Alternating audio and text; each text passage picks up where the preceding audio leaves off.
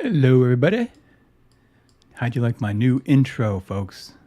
It's hypnotic, I hope. I hope you're thoroughly brainwashed. No, it's to put you in the drawing mode.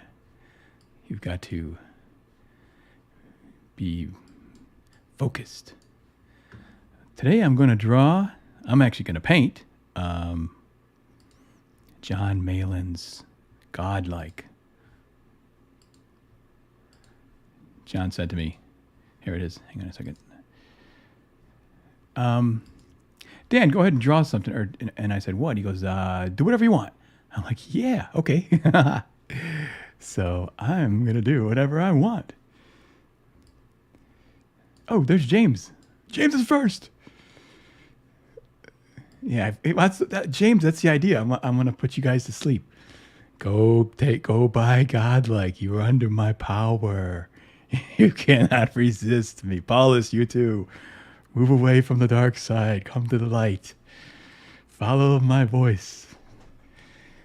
All right, let's see. So I got this Atreus character who is, and I've drawn this guy. This is a pencil drawing. As you can see, when you scan it in, it's kind of got all the pencil lines. And I just let those lines just, be kind of loose. And it's not a tight drawing, really, because the idea was I was thinking I'm going to paint this guy. So I'm not too worried about it being a finished piece because I'm going over it. Let me see now. I'm going to take out the tone on some of these other ones, too. Piles of bodies. The story is of gods and men. Godlike is gods and men. Very powerful story, very dramatic, not light reading. It's heavy stuff. It's very, you have to pay attention when you're reading it, for sure. So anyways, this guy, he doesn't look too happy. None of these guys look too happy, and they don't have much clothes on. But, that's the Frazetta way. Okay, this is the money shot there. This is what I got to work on, though. Get this thing right. It looks a little odd, but I will fix that. I can make him better. I can fix him and make him good. All right, so we got, of course, there's Paulus and Wishmaster and Comics Legend. Shouldn't his sword be longer? You're right. Dang it, you're right. Okay, let's fix that.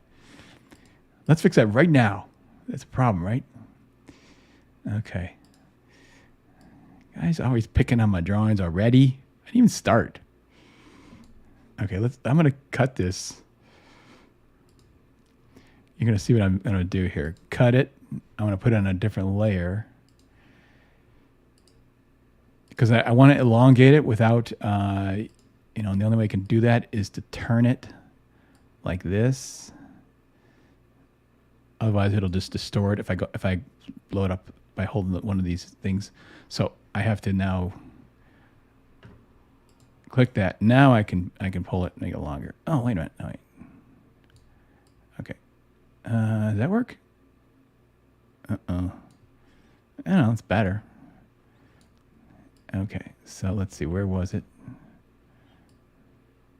Everybody's going to criticize me right off the start. Okay. There. How's that? It's not bad. See how accommodating I am? You tell me what to do, and I will immediately do it. That's a professional way. Don't complain about it. Don't bitch about it. You just do it. Okay, sword's longer. That's really slicing through them now. Okay. That's probably why I made it smaller, because I was thinking of, not making it that far in. But actually, that's cooler. If you're killing people is cooler. All right, let's see what we got here. Men always seem to get the short end of the stick. I need to put these comments up here. Yeah, the thing is, I gotta forget. I can't forget to not remove them afterwards. I invited some pros in here. I don't think. We'll see if they'll show up and help me make my art right good. I can rebuild them. I have the technology, of course. I got Photoshop. Totally works. Yep, Comics Legend looks better. Creative Faye, hey, Creative Faye. Hi, how are you? Okay. Let's see how I do. I often say I'm going to screw it up. Watch me screw it up, but I'm getting more confident. I think I won't screw this up. Now watch me screw it up. All right, let's see.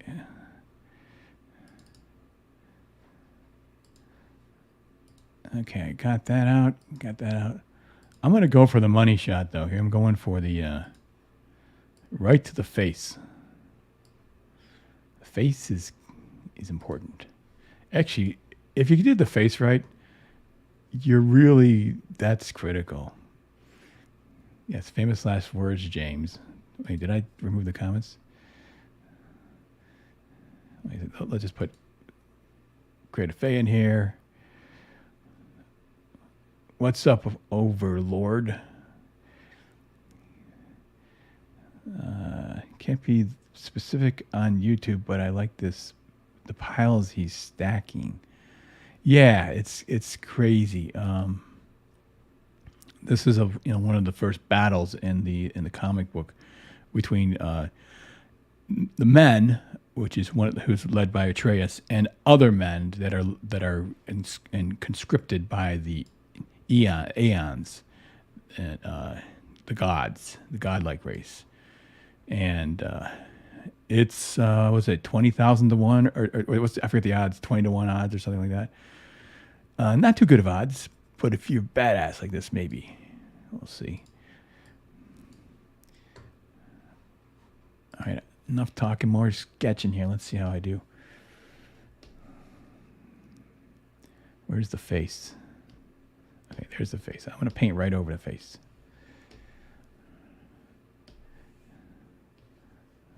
I should put my, hang on, let me put this in here first. I got to get that, configure this correctly so you can see the whole thing. But you want to see the colors. Sometimes what I'll do is I'll have this color guide. I will take it and put it right, I'll put it right, take it off this where it's booked on, where it's hooked into the whatever you call the dashboard, and put it like right over here, right next to the face, so that I don't have to go keep going back and forth like this. But you can't see it, and I want you to see it. It's very important. So let's see. Well, I'm going to start out with a. Move this thing over here.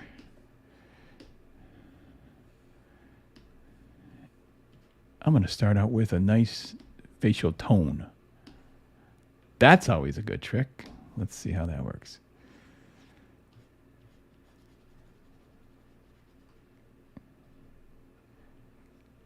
A neutral. Hitting all the highlight areas.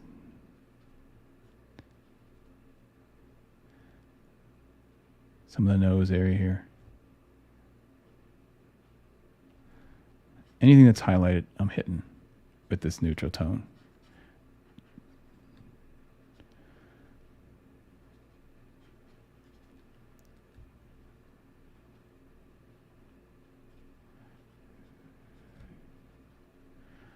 So I want, now the eyes are so important. I got to get that right.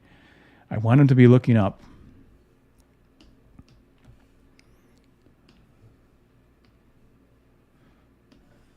Actually, I gotta leave a little room here in case someone plops in on me. I gotta see somebody. I want the blue. A nice light, kind of light blue in the eyes. The shadows, when you have a light on somebody, generally speaking, it's a yellow light, like sunlight or anything like that, and that means blue shadows. But not necessarily. And then the eyes would just be bluer.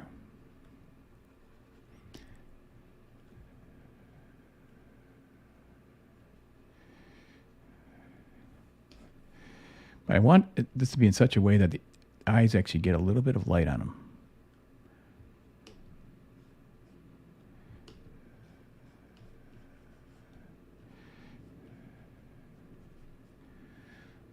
All right, I'm going to start to play with some colors. I could go in here and draw this and make it all nice and toned and add the colors afterwards. But frankly, it's more fun to add them as I'm going. You know, everyone laughs at me because I always add the colors to the nose. And now you want to do something when you're drawing. Let's say this is just black and white and this is just gray. You'll want to still like do this with tone. You know what I'm saying? You want a separation from the tip of the nose to the side, to the planes right here. You want a separation to define the shape. So that requires some different tones. Now I could do it with gray tones like that. But I prefer to use some color and boost up the color.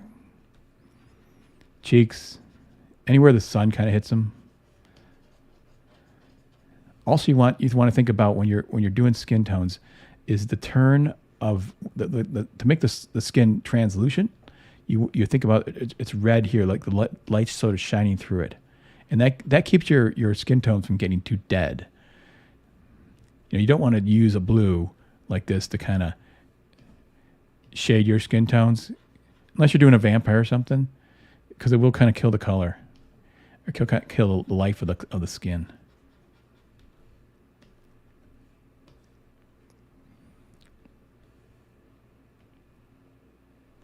Keep it alive with color.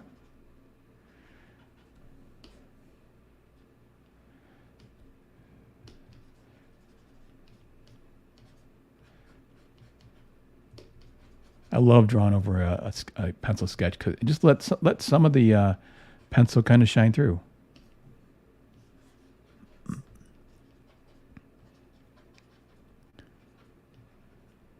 Gosh, I haven't done a live stream in a long time. It's kind of wild. I'm so busy. Okay, I think he's kind of got. I'm gotta look at the book. He's kind of got brown hair, I think.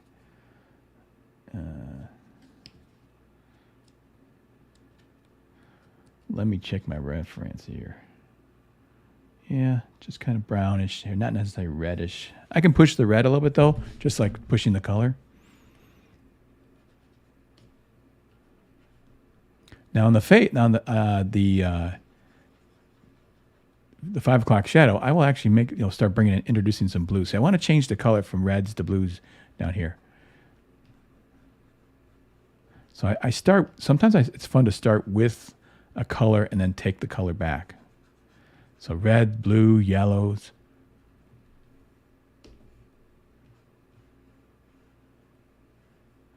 Don't make the lips too red because that is not good. We don't want any tranny guys here. Not in the painting anyways. Okay. Yeah, Jon Malin wouldn't appreciate that. I don't think. He lives pretty close to me, so I don't want to come and knocking my door down and say, "What the hell are you doing with my character?"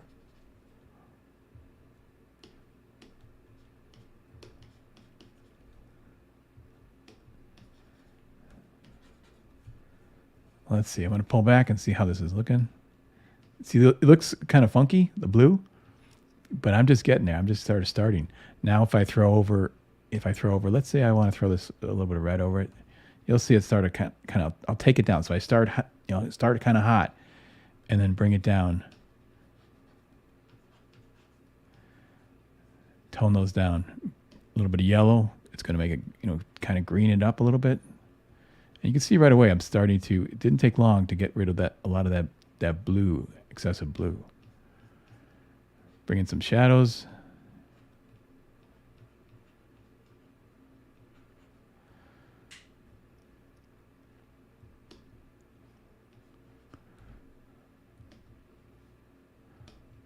The lips can almost be like they're blackened or beaten up, bloodied, but not, lipstick color. All right. Not too shiny either.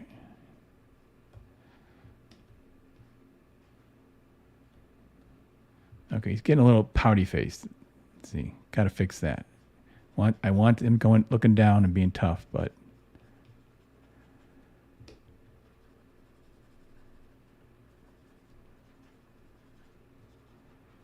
see somewhere where it's let some of that blue happen, but then not so much too. Okay, I'm going to bring this chin up a little bit. This will help me I want him to be looking up to the sky, almost religious like in feel. So that means that I want this, the chin to be looking up more.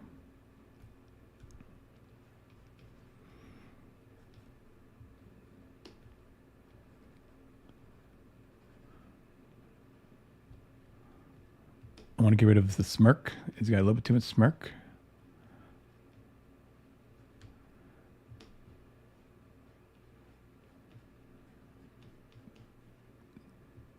Now I'll take down some of this. You can always pull back. You're like, oh, too much red. Okay, fine.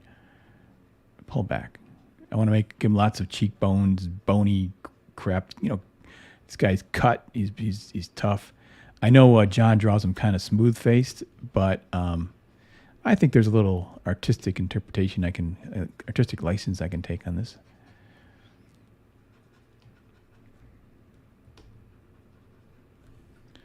Okay, let me catch up with the chat.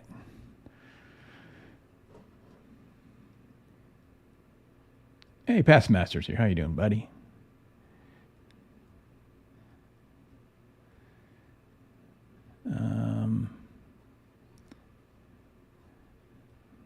Yeah, hot and cool colors, James. Right. I want a color range. I want colors. Yeah, creative A almost has a clown look. Yeah, for now, and that's so you want to push it as far as you can with the color, and then pull back until it's there, so you have the maximum amount of color you can have.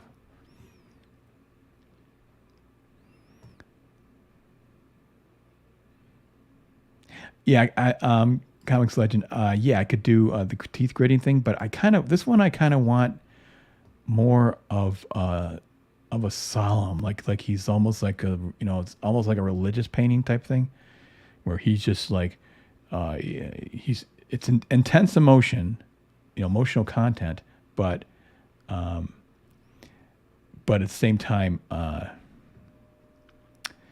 want it to be serious, solemn, sort of like he's killing this guy's almost killing this guy's in a religious experience. Thought I'd get that out finally. I'm an artist. I don't talk. I draw. Okay, let's see. Get this up here like that.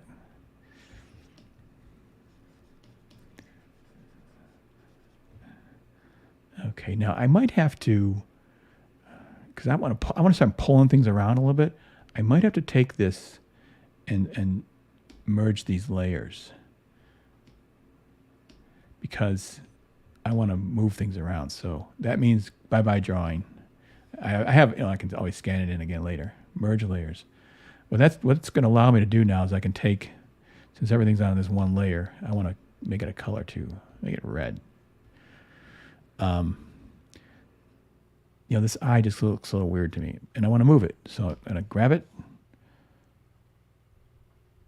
do it like that a little bit, a couple notches. I don't know. I know you guys go, oh my God, you hardly moved it, but I'll tell you, to me, it means something. Why did it go light like that? I don't know. Oh, it's this maybe. Wait. What's on here that's making that? I don't know. I'll just have to go make it dark.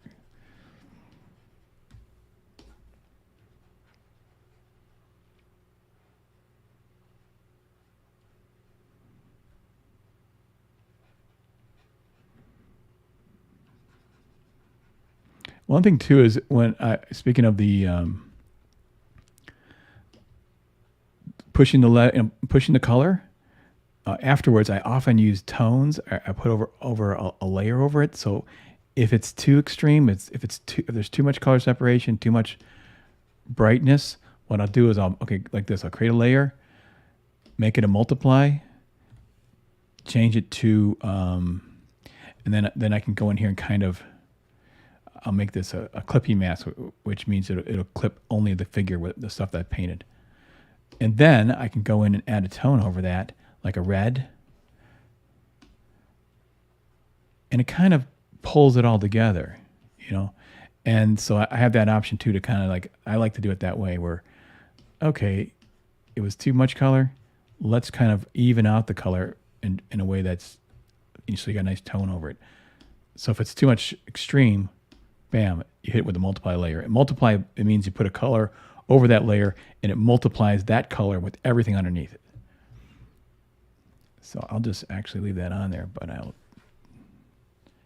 take it out. So I'm not, that's another reason I'm not worried about going too intense with the colors.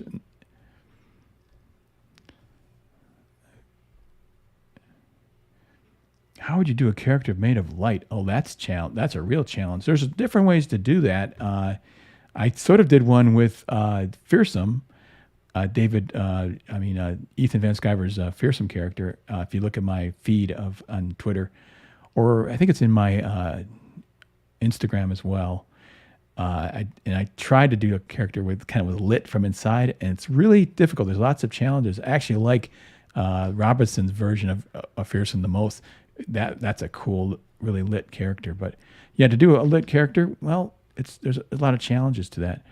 I'll do one. I'll have to try one. I like a challenge. Okay, how do you do that? I don't know. I'll figure it out. Sometimes you just start doing stuff and like put the color down. Like, okay, now I figured it out. It's trial and error. Oh, too much color there. Wait a minute. I'm on the wrong layer. Duh. Okay, get rid of that. Turn this off.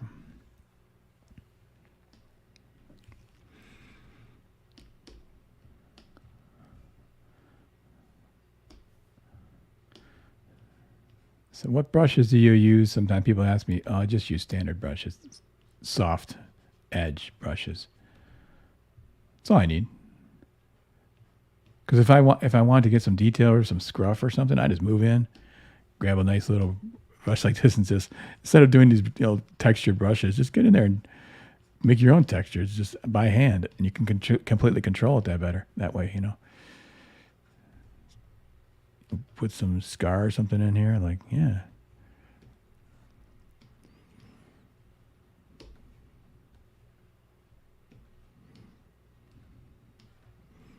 Okay, yeah, the pouty face, I might have to take out this lip more, or take out the bottom lip, because that's what it is. When a kid gets sad and they stick the pouty lip out, it's like,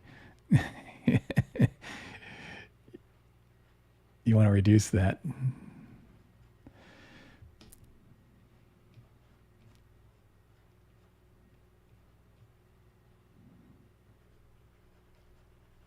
We'll see, I might have to bring it back.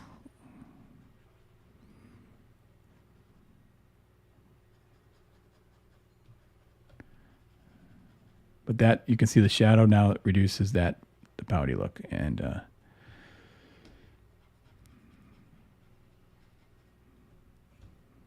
see, he looks intense. He looks like he's on a mission.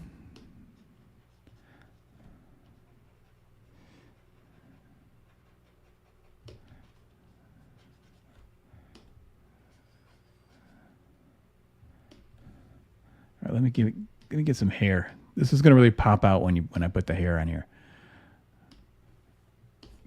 Gonna go in here with just black,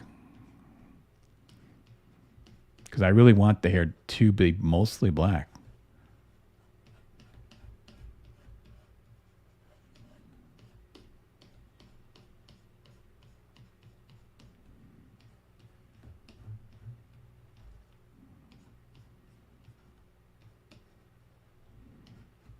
But now I'm going to add some brown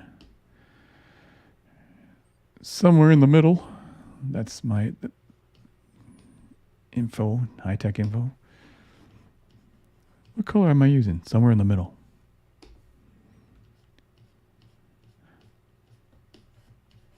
Okay, so who has read Godlike?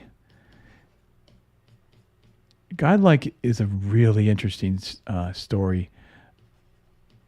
but it's not light reading. It's really, really thick. It's got a lot of information. In fact, I when I saw John in person at Motor City, I said, you got to give these people bite-sized chunks of this information because it's really a lot. But the interesting thing is, and because this happens a lot with writers. Sometimes they know their story really, really well. This happens with really good writers. They'll know their story very well, but they forget that you don't. And so they put all this incredible, they weave this tapestry of story. But the problem is you can get lost, and you don't want to do that to your reader. You want to give them a bite-sized chunks, show, don't tell, all those rules, very important. But it's okay. It is a way, because you look at something like Dune, David Lynch's Dune. He dumps a lot of information on you right in the beginning, but he does have visuals to go with it, which helps a great deal. But that's okay. You don't have to get everything too. It's a book then that you get the kind of book that you get more on the rereading of it, which is really interesting. There's not a lot of comics that do that. Not a lot of comics you want to, each time you read it, you see something new. That's kind of not typical for comics. So the idea is trying to get his hair to look brown, but make it as dark as I can so that he has tremendous contrast. I want the darks and lights.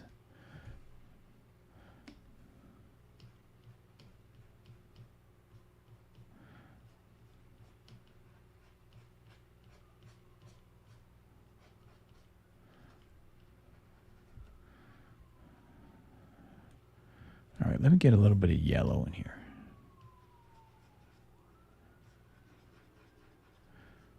So I can put I put a little bit of yellow, and then maybe where the sun's kind of hitting his head. These aren't absolute rules, but they're just kind of some guidelines.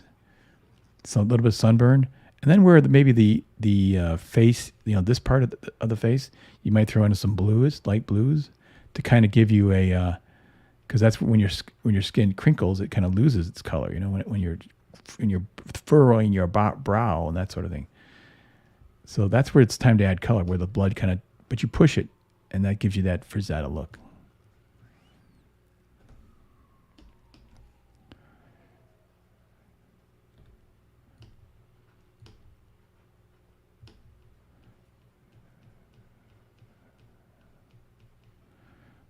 Okay, I want to move in on his nose a little bit. Oops. Hit the wrong tool, hit the eraser. Okay, so the nose.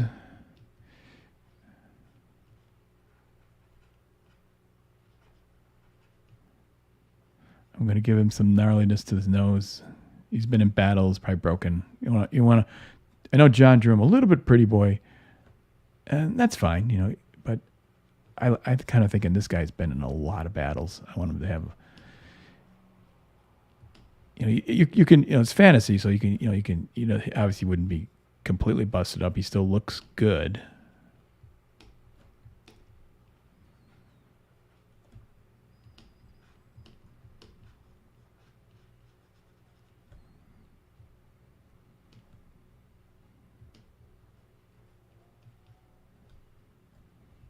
Okay, this blue in here is a little too blue.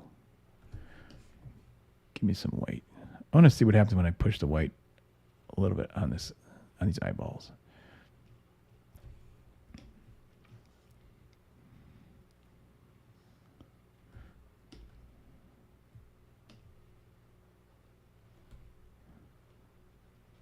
Remember, think of the eyeball in there as a ball. And this pupil is moving over it.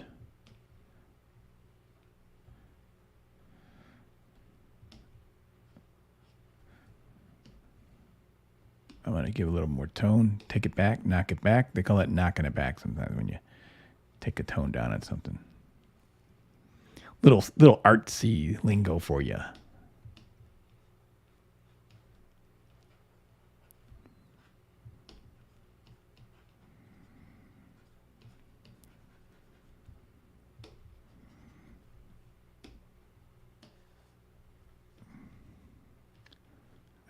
I don't know. It's going. It's going. Let me see this part now.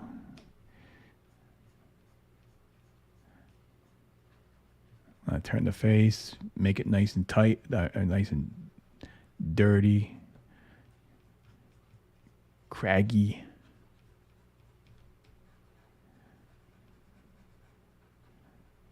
Maybe a little cleft chin in there. I don't know.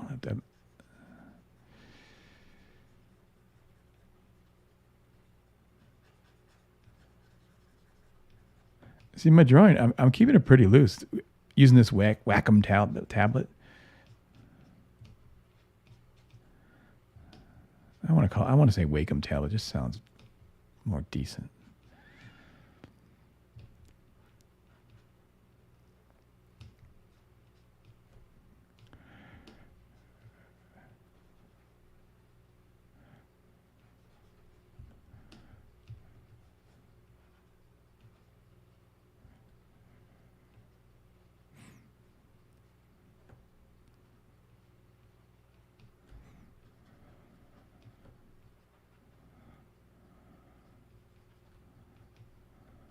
You see it kind of pulling together. Does he look like Conan? I draw a lot of my guys. I think I just secretly draw Conan. Yeah, it's another character. Kind of looks like Conan. Yeah. But actually, my Conan, so I can use him whenever I want to, because it's my Conan. My face. I'm not drawing my face, but I'm drawing the face I liked. My trademark face.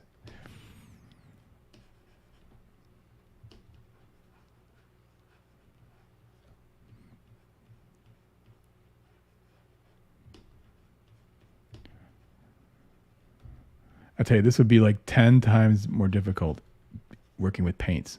I could do it, but man, the way you can just go over colors and all that kind of stuff today, it's so cool. You kids are lucky. Well, maybe not so lucky because you got AI coming too to replace you, but we had to paint things back then. Pull out the paints.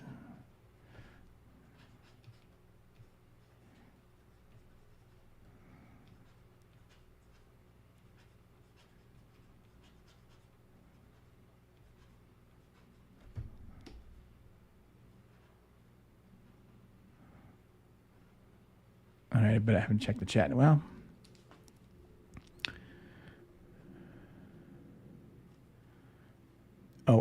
Comics Legend. It was quite a bit of an exposition. A lot of names, hard to remember and retain. I don't remember the main character's name. Great visuals, but the story was a bit hard to follow. Yes, that's what a number of people have said. But actually, the interesting thing is, I went back and read it aloud. It was a really weird experience because I was like, I haven't read this. I read it once and I liked it, but like you, I thought there was a lot of information hard to retain. The main character's name is Atreus. And that actually is from the what's the movie, the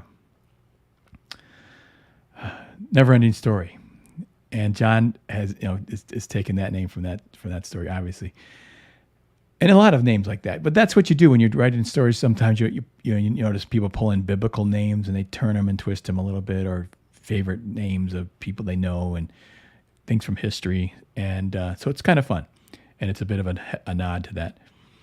Anyways, the main guy's name is Atreus, and like I said, you'd have to go back and learn the names. But just like Lord of the Rings and stuff, learning all these these Fëanor and all these names that they made up, it's a bit of a lot to kind of take in.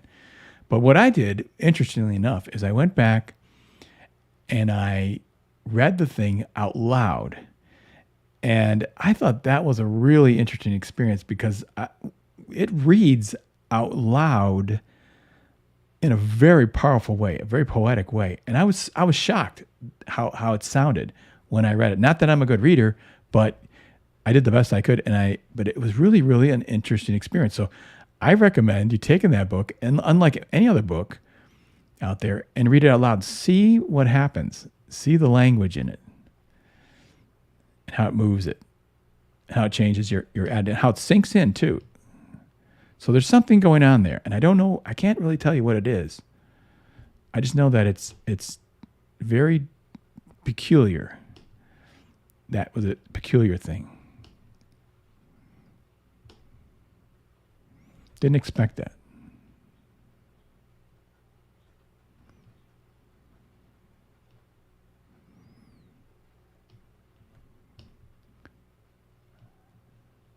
So his head's tilted up. I don't really want too much of a shine on the forehead. It's getting there. It's getting there. I wish I had. Oh, I didn't save the face. I could have done it before and after. I want to flip this though. See how I'm doing.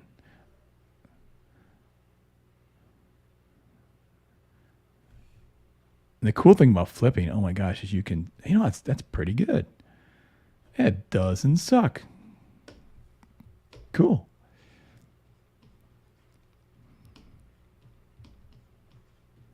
The great thing about flipping something in Photoshop, you can work on it now. Because what I have to do normally is, like when I drew this out on the paper, I had a mirror, or I'll take it and put it up to a bright light and let it shine through the paper, and then you can see your mistakes. And I don't know why this is the case, but when you put your work up and see the reflective side, the reflection of it, you immediately see all your mistakes. And it's really, really disappointing. It's heartbreaking sometimes, because you spend a lot of time on something and you go and you put it to the mirror and go, yeah, it's so bad. What the hell? This guy sucks. Who's this artist?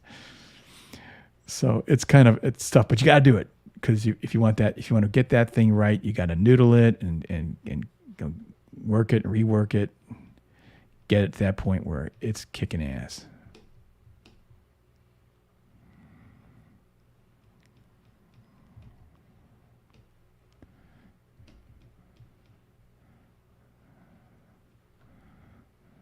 Okay, got some good gnarlies. I want the face to have, the chin to be pretty dirty looking. The battle of, it's full of grime and violence and one thing, Faye, you said the clown thing. Now that part of that too is just this part. I made too much shadow under the eye, and that gave him the droopy clown look. So I put it there because initially, but see, I always take things too far, and not in my life, but in the drawing. and then I dial it back.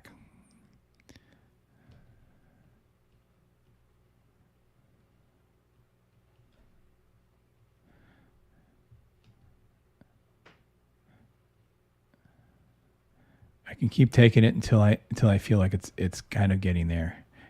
It'll help too, his looking up to the sky kind of thing, which is, I'm looking for that look too.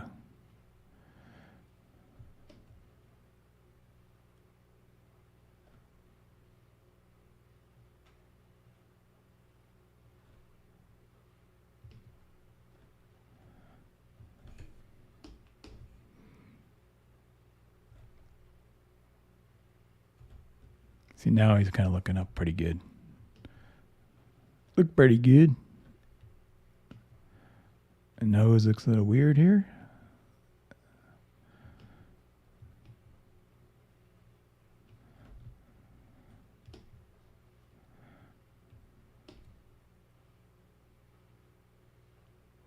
You can see how subtle these things are. Just putting this line here, pulling that out just a little more, it changes. The eyes are so important. Getting them right is worth spending a lot of time on. The negative space.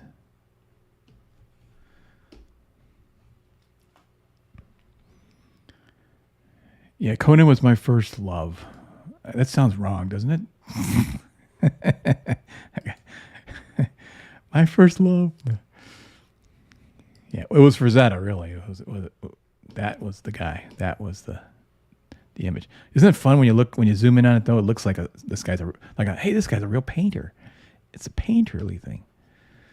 He's a fine artist. I'm very sophisticated.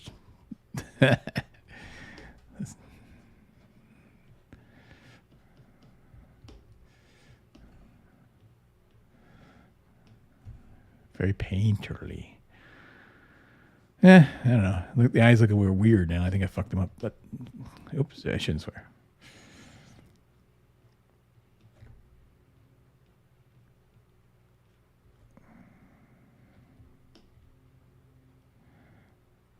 Okay, let's get this nose. I want a little bit of tone here.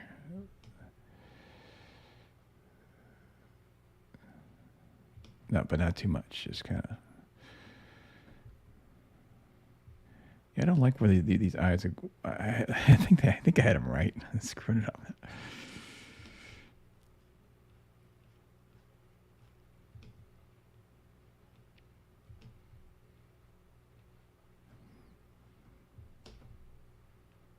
I was doing so well.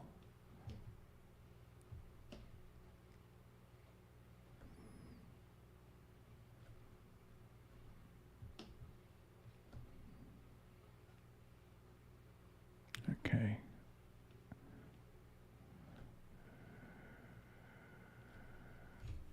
Give a little more blue in those eyes.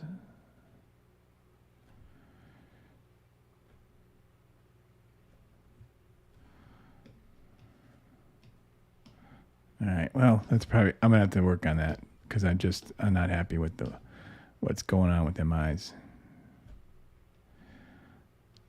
Not happy.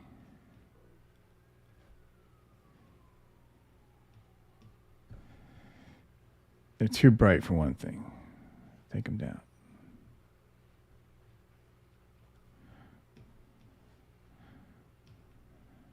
But they got to read, even from a distance, they got to read right.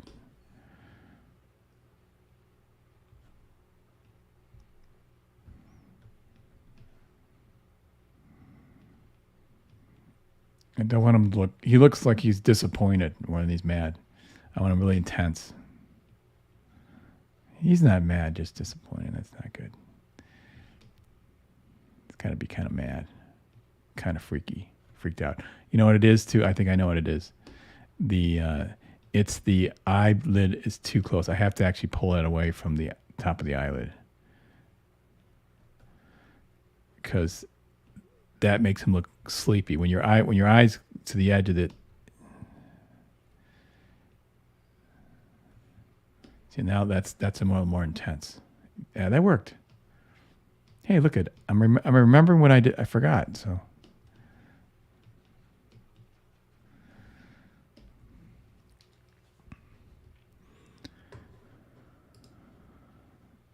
All right, I'm digging it now. I'm digging it better. Still needs some work on it, but you can see how the stuff is just like noodling, getting it right.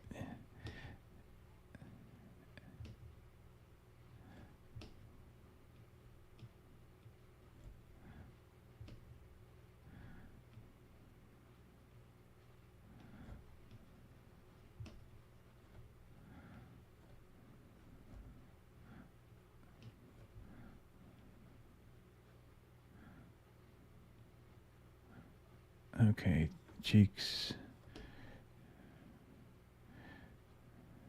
Yeah, I'm giving him some gnarly stuff here too.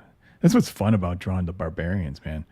You can just, it's harder to draw a beautiful woman, because they're smooth and or child. Anybody with a smooth face, it's harder, more difficult, because you don't have the maps. You can't make. Or it's much easier to draw monsters because if one eye is lower than the other, it doesn't matter. It's a monster, right?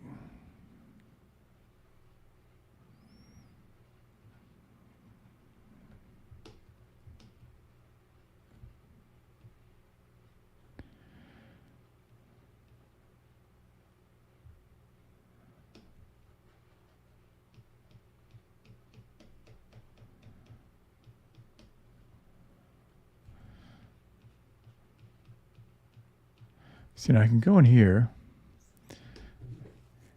and add some color now too if I'd like. Like maybe I want to just play with the color. Add that blue back. So now you're going back to a little more blue. This is the multiply layer, so it's multiplying. You can see I just added some color variation to it. And I'll put these two layers together, merge them, because I like what I did.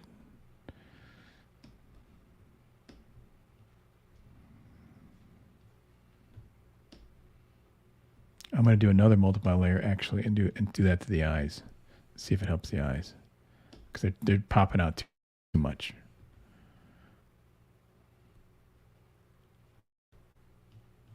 I'm going to try. This is a way of doing it without non-destructively. Like, oh, I can, kind of put that on there like that. See how it looks. You want those eyes, you want to see the eyes, but oops, I got to make it a little softer. All right, someone's trying to call.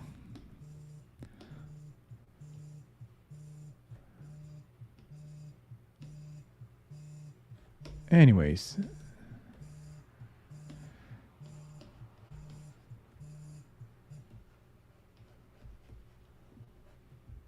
Yeah, that was now okay. So I got some dark tones on those eyes,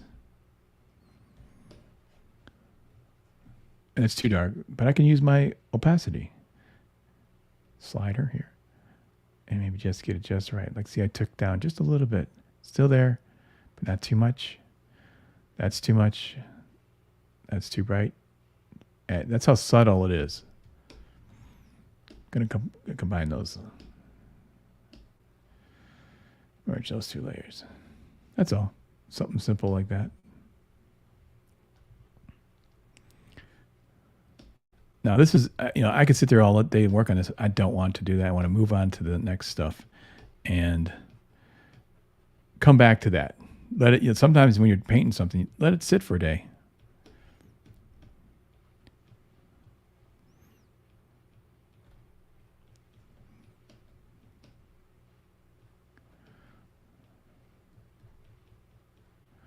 Little Adam's apple there.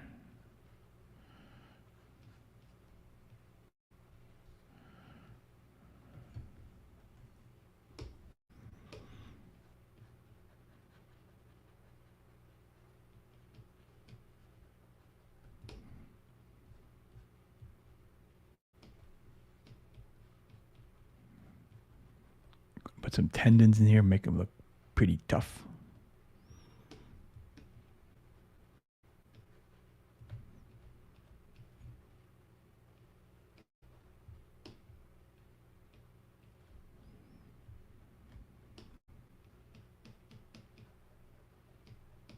Get that Adam's apple defined. I could lose that too.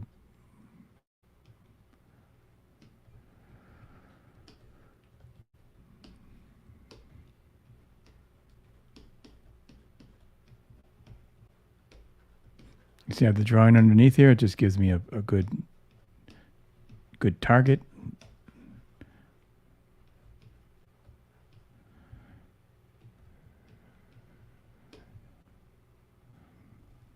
Start off with the big brushes first. Use a little more red here to kind of turn these angles.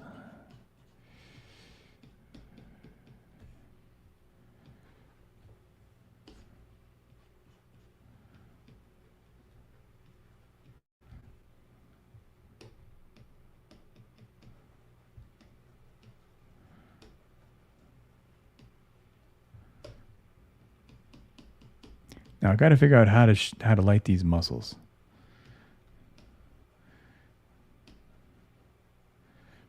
Is it going to be how sweaty, how reflective? Those are things I want to think about. I want to do variations too.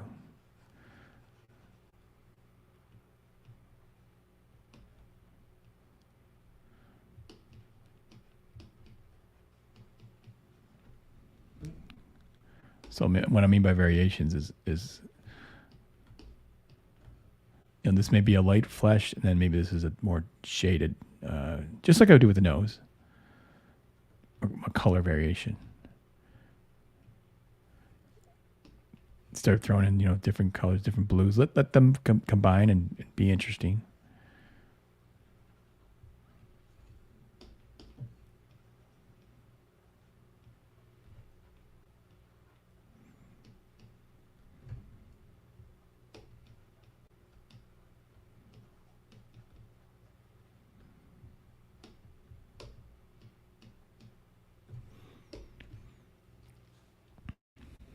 Oh, Katie Did's here. Hey, Katie.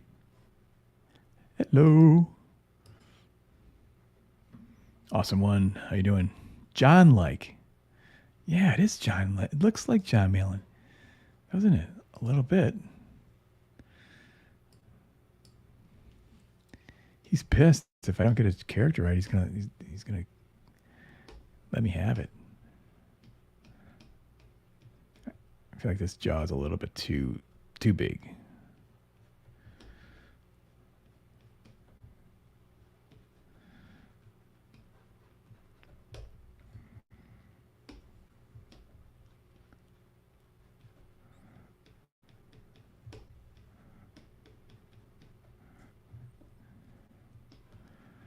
Now, here's an interesting thing too: is when you're drawing some of these muscles, you tend to think, oh, you could do just the red and the white and the reflective point. A lot of people do that, but you can play with this. You can add little bits of color to the highlight itself, like that, and let the red kind of complete it. Just interesting ways to approach different, flesh and stuff. Gives it a little bit of a translucent feel.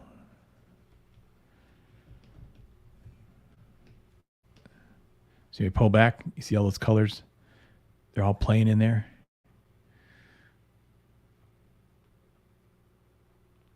Boy, those eyes are really pretty crappy, aren't they? Gotta do something. That drives me nuts, man. Something isn't working.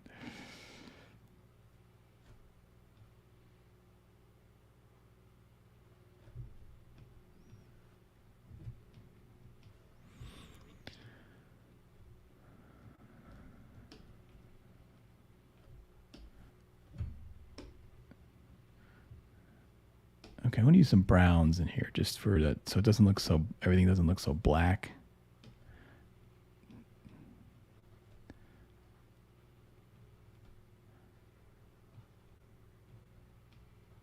I want black shadows really on this. This is going to be a dark, very dark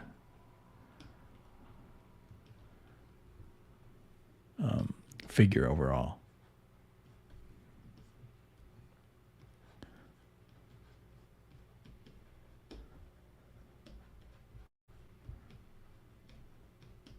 So these shadows are going to be black.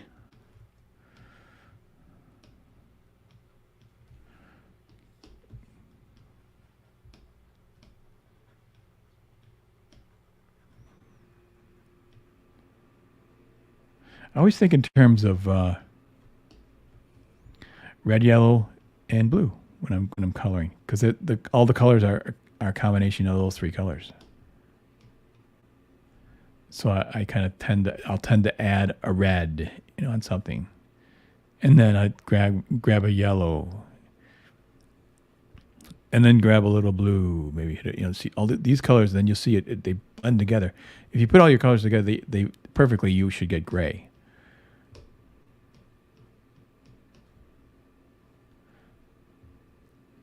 But usually there's a little bit of a, or like a brown or something. But if you did absolutely perfect combination, it'd be gray. All the colors would neutralize each other.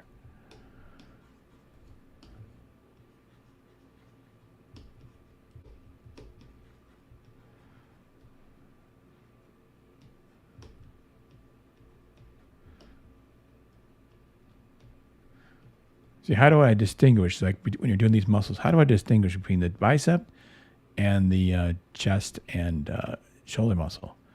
I need something to break them apart.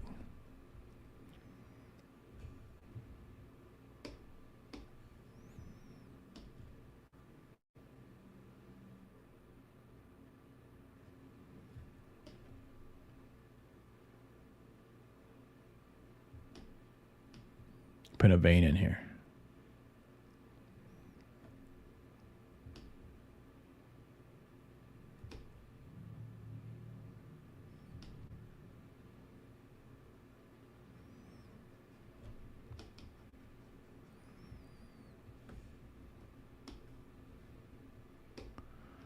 Okay, pull it back, see how it's working.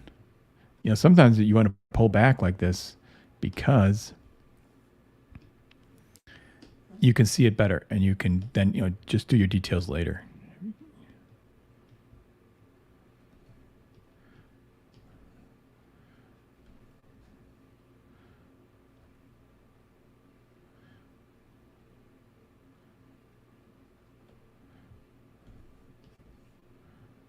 Sometimes you just want to put in, you know, what I said, all the colors that combined are red, yellow, and blue. Sometimes you just want to use a gray. You may want to just take and neutralize some of these areas that you just feel like look a little too strong.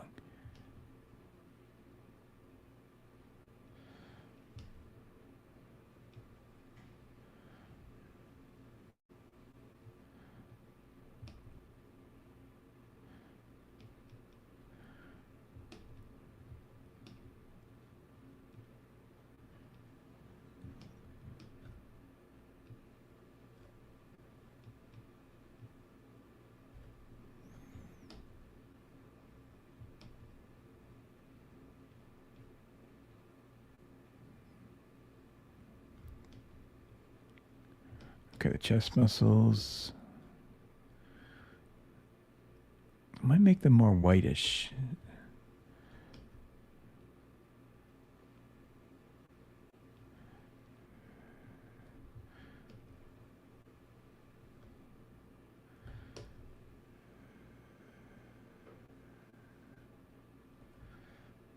I wonder if I should show some ears on this guy.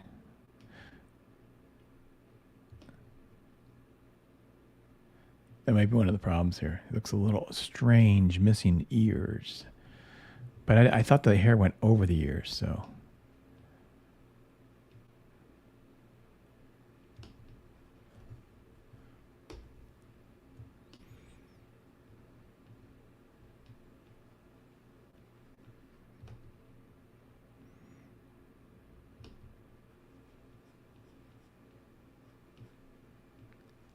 Just an indication of some ears probably good.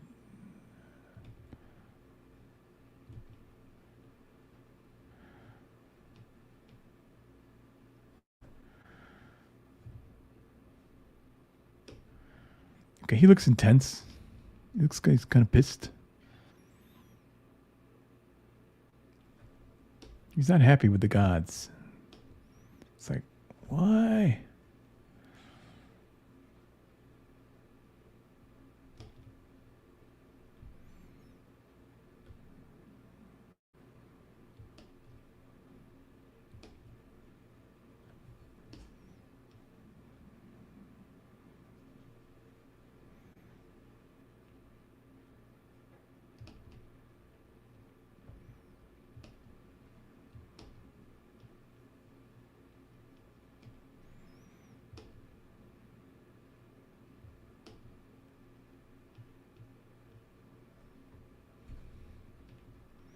Okay. The hair, I said I want it to be browned. Now this is where you talk about subtleties. If you go too far with it, then all of a sudden you get gray. So you want to bring it in, take some of that back. Very difficult to get it just right, but it makes all the difference.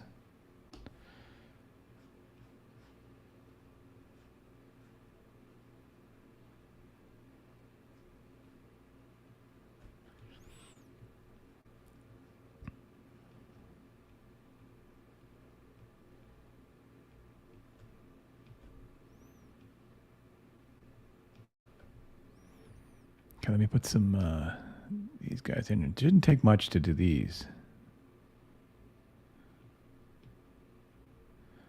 See, it's pretty much done. That's really, really it. I'm going to make that a light bit. even adding just a tad of yellow, perhaps, or something.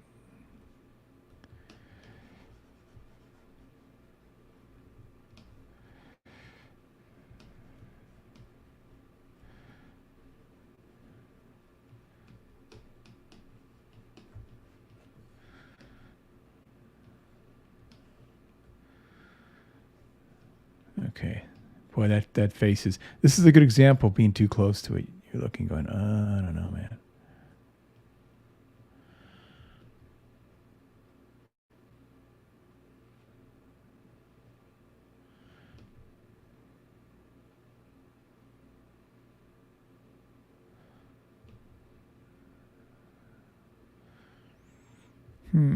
I mean, it's just think about it. I feel like this is something where I have to rest it, take a look, and later see what it...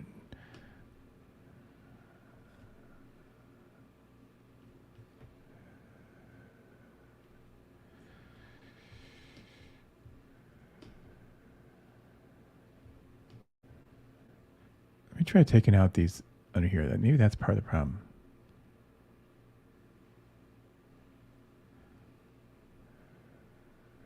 Too much shadow underneath that eyeball.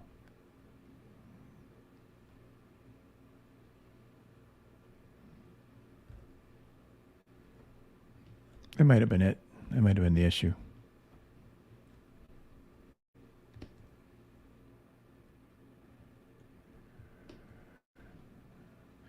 Might have been what the problem was. See, I don't even know. That's the thing about drawing. You can see, been drawing for 37 years, painting, and I still look at something and go, oh, why is that wrong? What's wrong with it? I don't know. But I know now more than I did a long time ago when I was starting out. It takes this long to have less and less things that you don't know.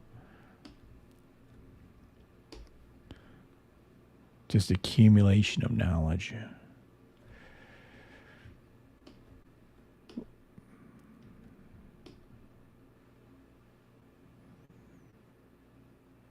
I want this neck to be pretty thick.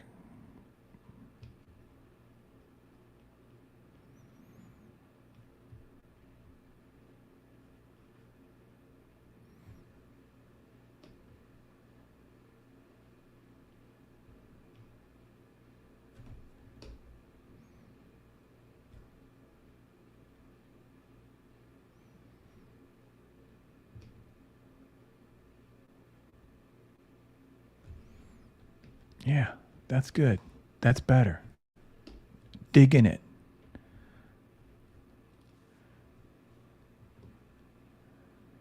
Let's see what else we got here. Does a god sweat? Creative Face says. This guy's human. So he does, yes.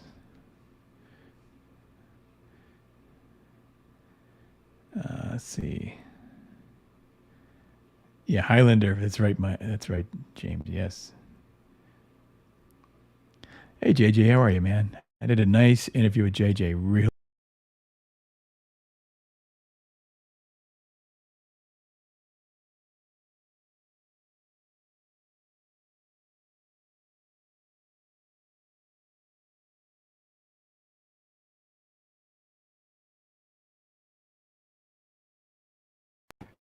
I think I just lost everybody. I got to add this stuff back. I pushed the wrong button, darn it.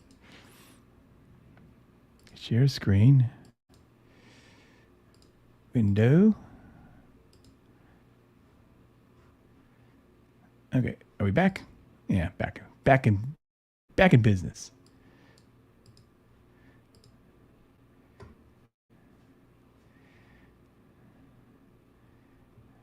Oh, there's Marcus. Hope you're not driving in the car this time, Marcus. Always make Marcus go off the road. Now this face, from this angle, I'm beginning to see the nose is a bit long. Now I want to see something really interesting. Well, I could do the liquify tool, but maybe I'll just do it like this. I'm going to do a facelift on this guy. I'm grabbing that. Grab my move tool.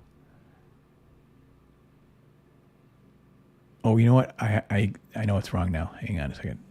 Oops. This is a tutorial by Dan Lawless. Oops. That's how you do it. That's how it's done, man. Okay, the lasso tool. The problem with my lasso tool is I had a 10-point fade on it. That's why it screwed up last time with the eye. Okay, 0. I'll make that feather 0. Now, let's see. Grab this section of this face, and the nose is too long. I'm going to bump it up like this. I'm changing the angle of the face. I wanted to tilt it back, so that's kind of what I'm doing. Tilting it back by moving this lower section up. Now he has a kind of a longer face, which is probably why I favored that initially. So now you see I have to fix that. The part that I moved it up on.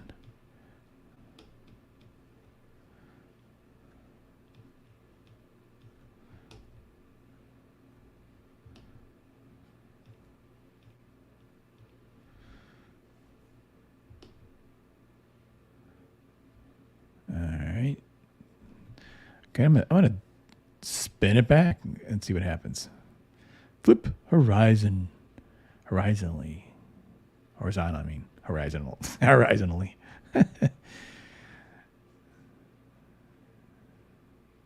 Oops. Let's see. It's cool. Not that bad. The face looks kind of wide though, or something kind of weird about it.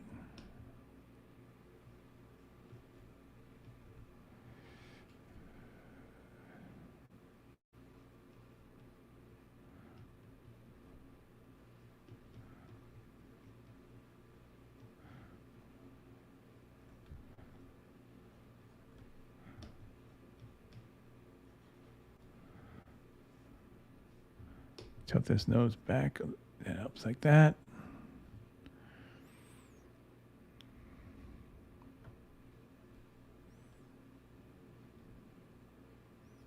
Yeah, I got something with the eyes.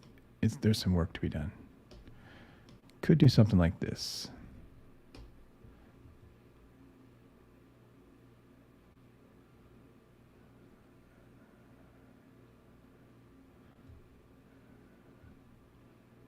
Why can't I grab that? Let's see.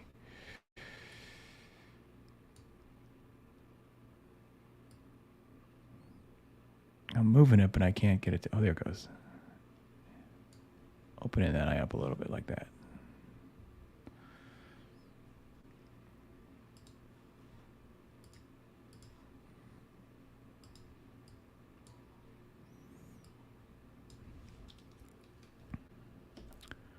Yeah, see, working with faces, it's interesting. You know, it's too wide looking, so you got to pull that down like that.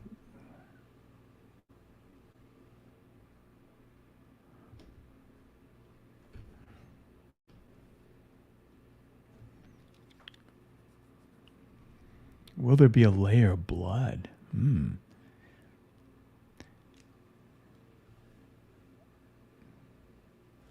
Are you watching Superman 2? Creative?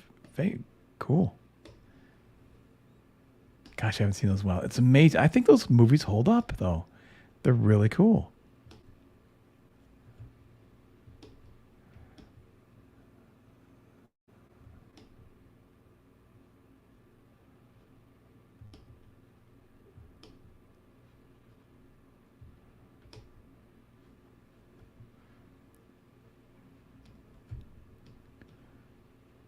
That's good.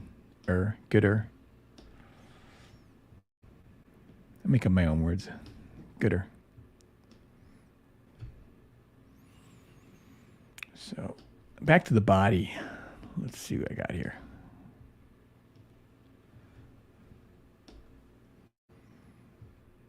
And I shouldn't have said I won't screw it up because I think I ain't kind of screwing this thing up.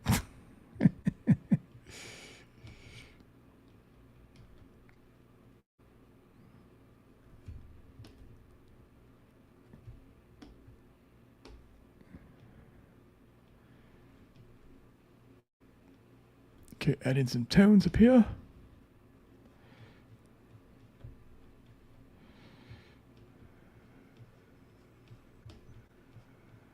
I want to give him that hairy chest. Does Superman have a hairy chest? I'm not sure.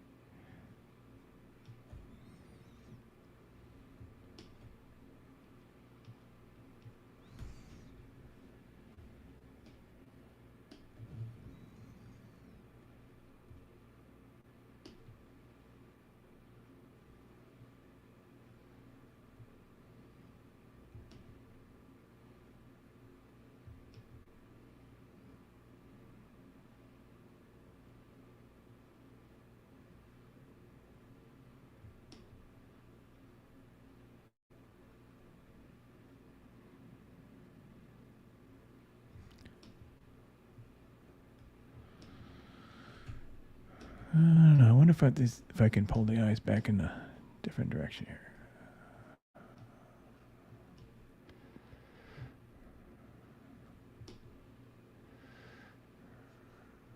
What if I had some little bit of undershadow here, just to...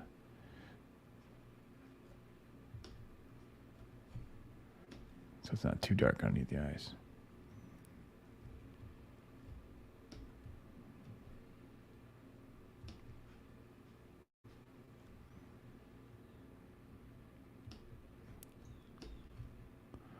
Hair looks a little...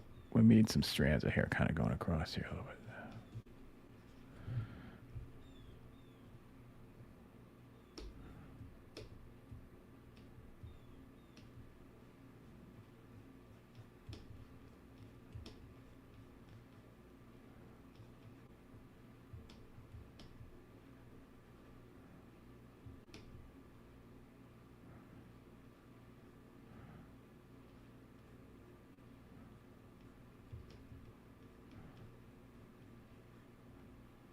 There's some tendons look good now.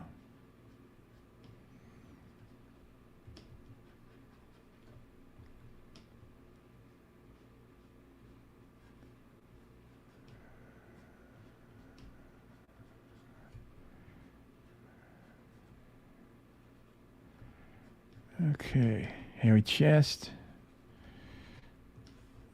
Define this a little bit more.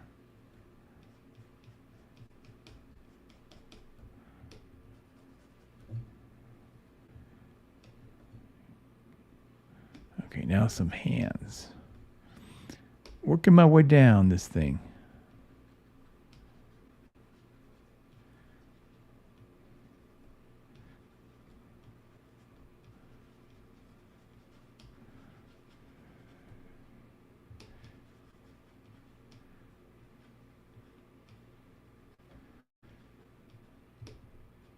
Okay.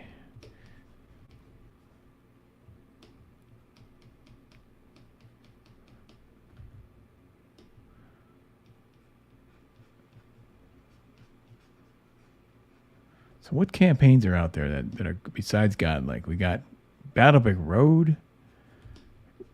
We got Andy Smith's Cordrath. And we have actually Aaron Lepresti's Wraith of God 3, I think it is. That's coming up this weekend, this coming week, the launch.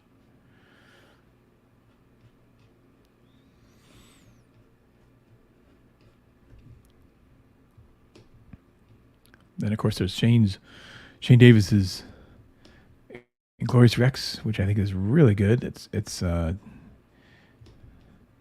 doing great in sales, and it shows because it's just a good story. It's really creative. Actually, that's what I think I'm excited about with all these Comicsgate properties, is they're all so different. You think about how different Godlike is from Inglorious Rex, but they're still all very, very good. And how different Cyberfrog is from Inglorious Rex and Godlike and Wraith of God. Such difference, but it just shows you how many different ways. You put a bunch of creative people together and they'll tell different stories in their own way.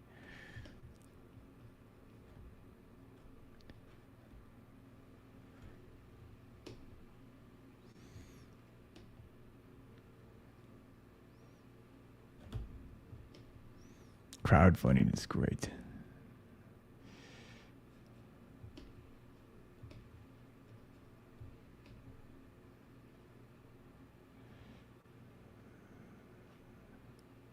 Now that face is getting a little bit more rounded.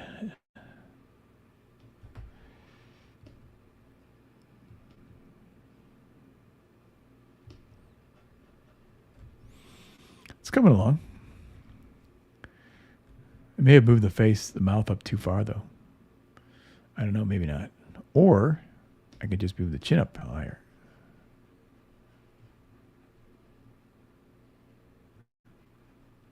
Yeah, that's cool.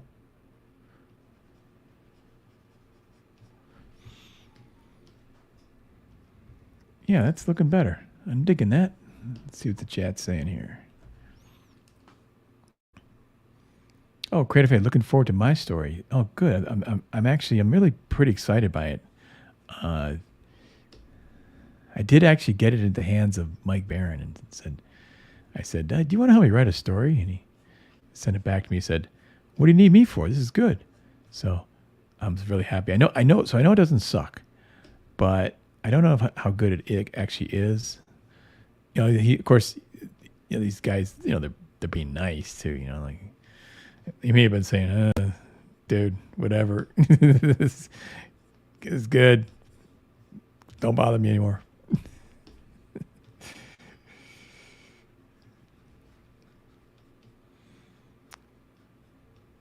But yeah, Mike Barron is a lot of fun as a writer. I loved his work on. Everyone talks about Netflix. Nexus, which I didn't read, and I need to read. I need to sit down and read a Netflix. Yeah, right. A Nexus. But what I found, where I discovered Mike, was Badger, and that was so much fun. What a great character! I recommend you guys looking up the Badger comics from the '80s, and the character called the Badger is just so much fun. He's a crazy character. He loves animals. I'm not sure if Mike at the time. Mike's really conservative now, but I'm not sure if he was kind of a bit of a liberal back then or something. But because his Badger was almost like he'd hang out with hippies and stuff like that, and Mike may have been a little bit of that, although not anymore. Now he's right wing of me. It's like David Williams.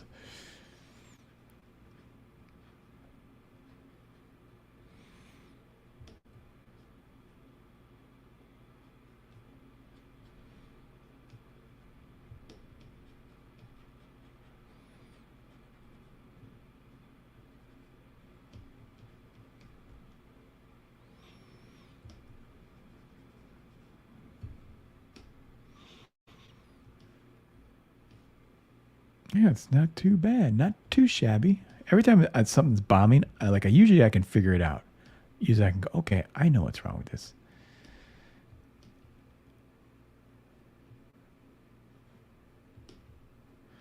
Gone are the days when I chuck my pencil across the room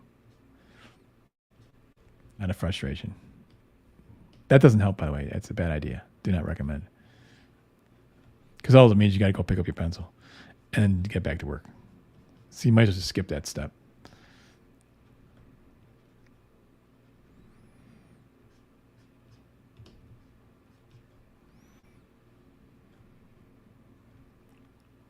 Now, one thing that's interesting when you're doing facial tones, you can actually take a hot pink, and if you don't overdo it, it adds some interesting color. See, just to the red. It makes the red kind of a more funky red or brighter red.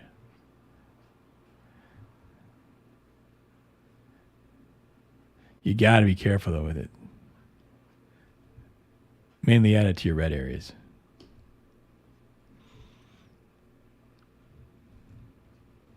But it can create a little bit of interest.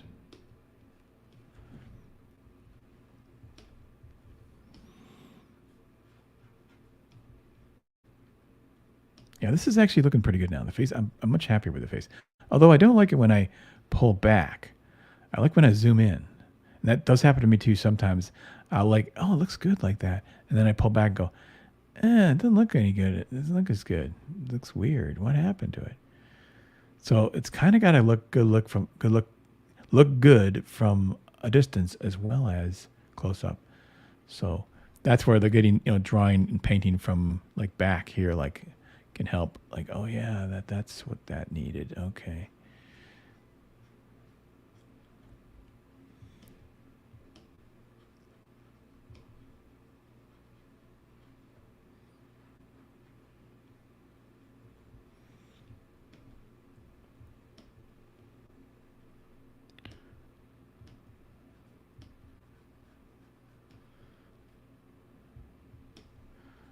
And a little bit more yellow and warmth to that. Now I got to do his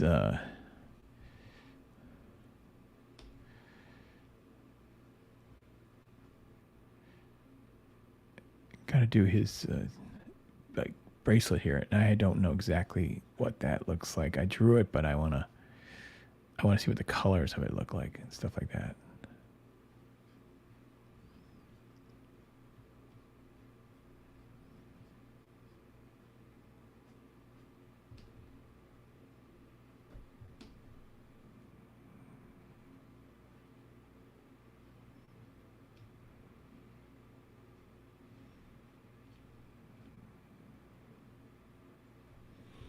The neat thing about the barbarians too, like it's like because you can make them kind of dirty, it does help you define the shape a little bit.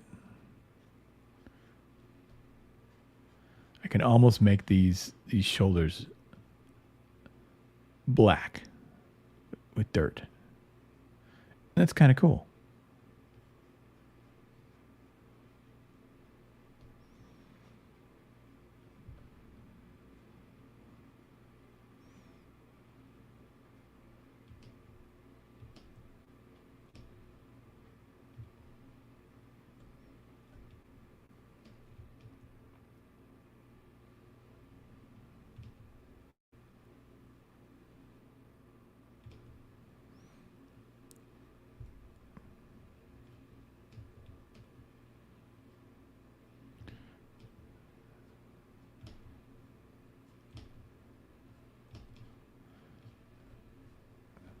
Okay, shoulder muscles. Nice and thick, smooth shapes. You can see it start to come together though.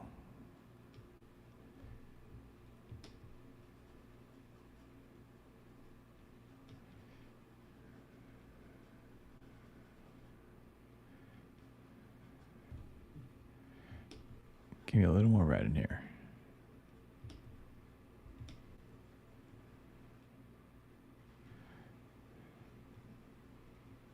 Look at Frazetta stuff. You see a lot of the veins and stuff like that. Veins are important actually when you're drawing the figure. You kind of forget about them, but they're there. And if you don't have them, you kind of notice it.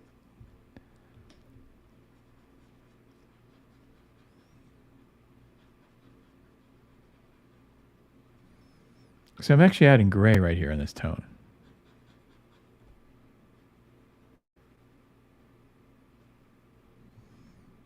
Because like I said, when you put the red and the blue and yellow together, you get gray. So sometimes you can just skip the process.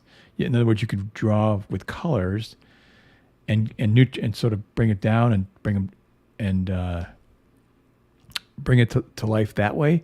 But you can also do kind of grays and then add the colors to the gray to go the other way. So instead of intense color and knocking it back, very muted color, and then adding the color slowly to it as you to make it more interesting. Either way, it can that gets you there, and whatever way you kind of enjoy. That's part of it too, is enjoying the joy of painting with Dan Lawless.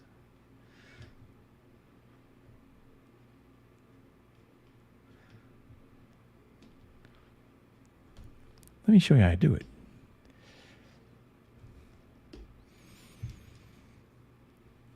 Okay, let's see. Yeah, my story is going to be war. It's going to be a lot of war. And the funny thing is, a lot of people are like, Dan, you can really draw beautiful women. You should definitely put some beautiful women in your stories. And like, I looked at it and I didn't have any women in it. It was all war. It's nothing. I'm like, I got to figure out how to put a woman in this. There was one female character, but she was all cloaked and she was kind of secretive and nefarious and evil. And I thought, well, maybe I should just make her, less color clothes. I don't know. It's pretty funny. But if you're doing drama, like a lot of things like this Godlike story is a lot of like, powerful drama. It's not really a lot of, females in it. I mean, he's got a major female, but I'm saying like feminine females. She's got warrior women, and I don't really personally. I don't like the warrior women because I just don't believe it. I just like it's. Men are just so when it comes to combat with swords, well, they're just going to dominate everything. So it doesn't that doesn't make sense to me in a sword and sorcery movie. Now, of course, a woman can be a sorceress or something cool like that. But when it comes to flat out battle with swords, gun battle, sure, woman can be a marksman, but the swords and weapons and all that kind of stuff, not so much. No offense to ladies.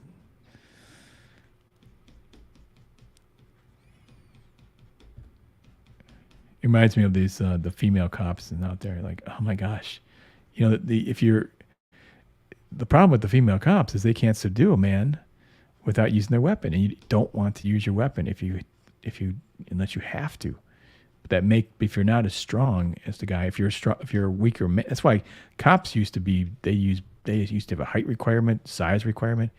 It was a lot safer for the criminals and the police officers because they could get the guy down and not hurt him and not hurt the police officer either because he's big. He's a big guy,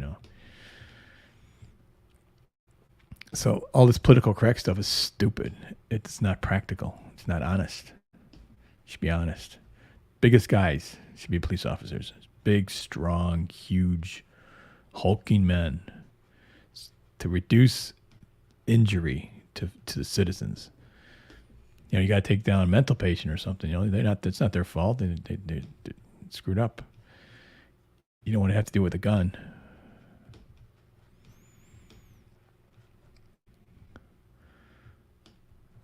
I don't know what these bracelets are colored. I'm not going to pull it out now. 7:30. I'm going for an hour and a half. It's super, super easy to do. You can see how time-consuming working on these projects are.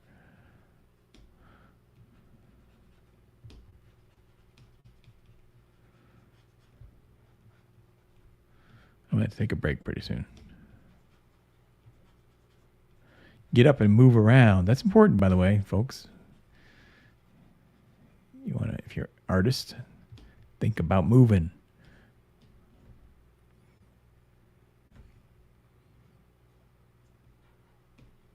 Move it or lose it, as they say.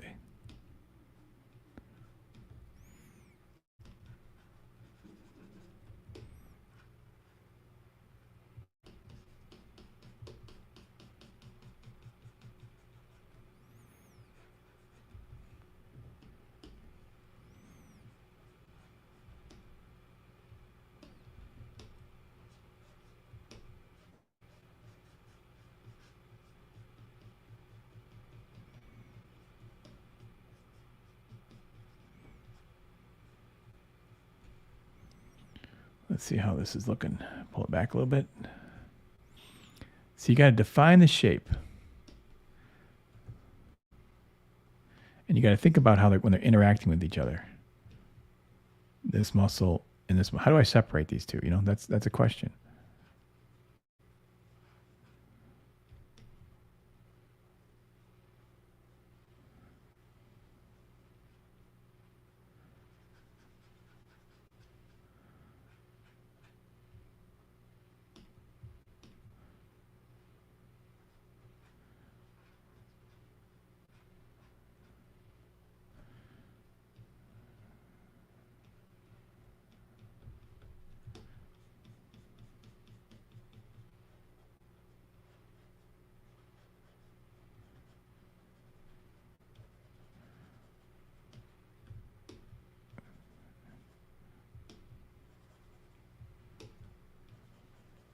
the way, you see me grab these colors. I'm using when I'm painting away. Got my hand on the option keyboard, option button on my Mac, anyways, all the time. Turns it into an eyedropper. Just grab that, selects whatever color you want, and then you just grab it. It's good because when you're working on the piece and you're going along, and you just want to grab the color that you already did to help fill the thing there. It's good for that. It speeds things up instead of going over here and grabbing the color, that sort of thing.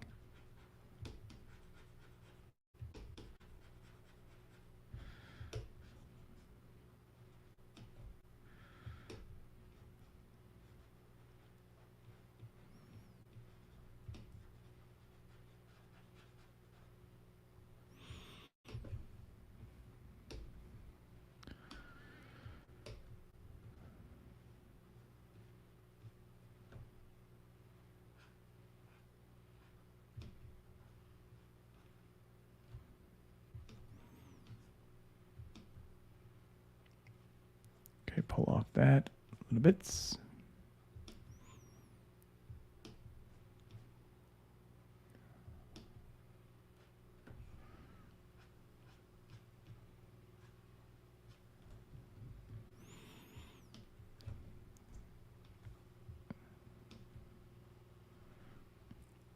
Now, how do I separate the arm here from the chest?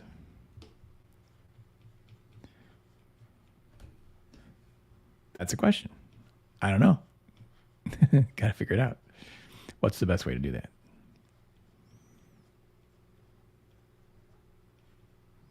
Because you don't want to just all to blend together with a bunch of shapes. I may decide to, lighten this one up, lighten it up here. Do something like that.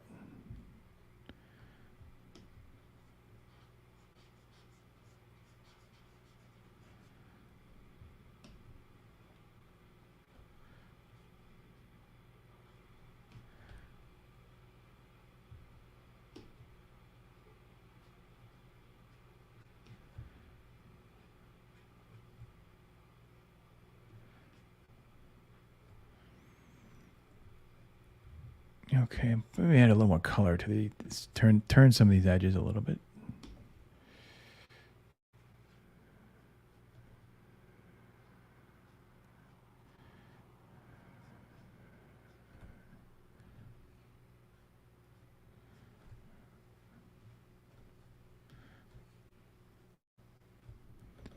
Okay, now that's one way to do it too. If you got some reds and I could maybe put a little purple in here, kind of like change that. Maybe make it a green.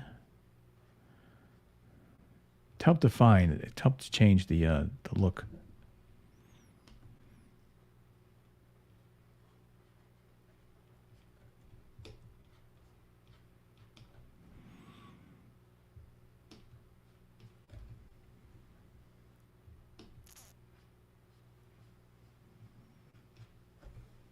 Okay, let me check my chat. Oh, there's Art of Roy. Hey, man, how you doing?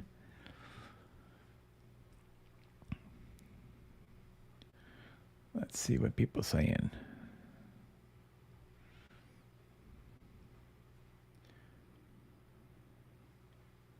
Yeah, Mike reviewed a lot of bands. He was in that stuff, and he admits that he was not he was not resistant to the scene of the substances, and that's a problem though, obviously. But that's the funny thing. You pay for that stuff. Oh, thank you, Toshiro. Gorgeous.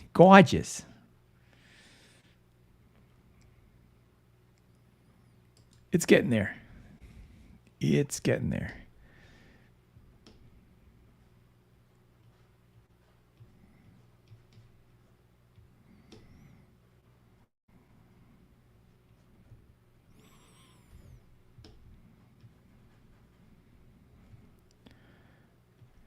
Yeah, pull back.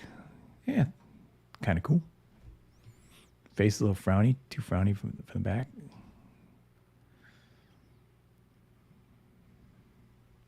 when I work on this, I don't think you can see this, but there's a liquefy tool, and when I'll use it often when I'm working on something, and you can zoom in, and I could just grab this and just pull it down or up really quickly. I'm not going to use that right now because you can't see it because it opens in a different window, and you can't see different windows in this when I'm doing this online. So, so I can't do that. But if you have Photoshop, try that liquefy tool. It's so cool. It really works great.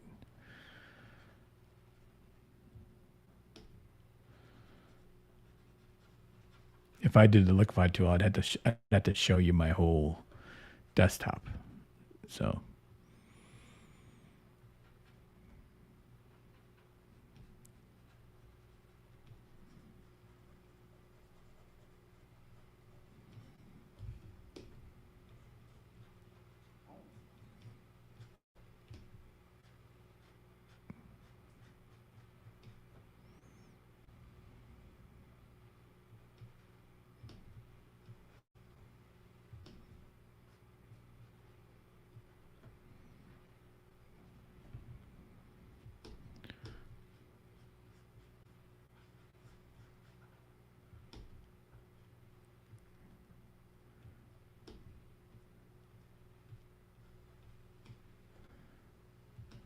Okay, let's see. Get a little more hair in here.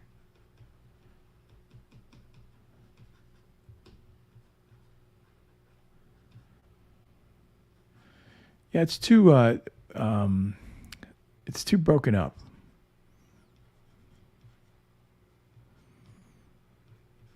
It has to be a little more unified.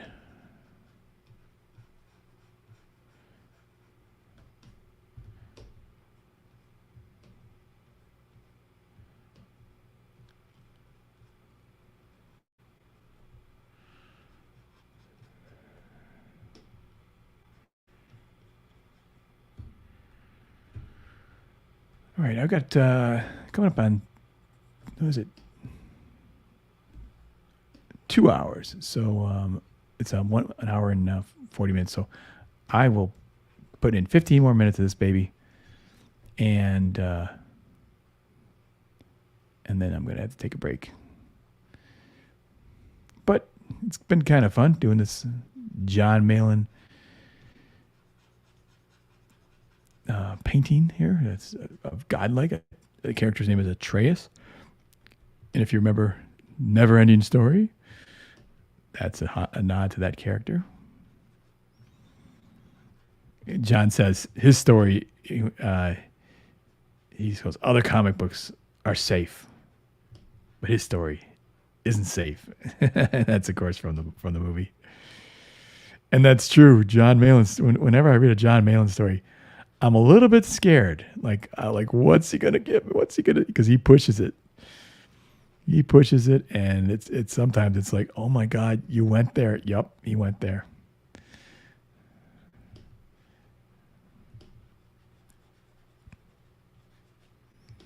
But that's entertaining, and it's interesting, and you want to be kept on your toes. You want to know, like, you kind of want that. What's gonna, you tune in to find out what in the world's gonna happen.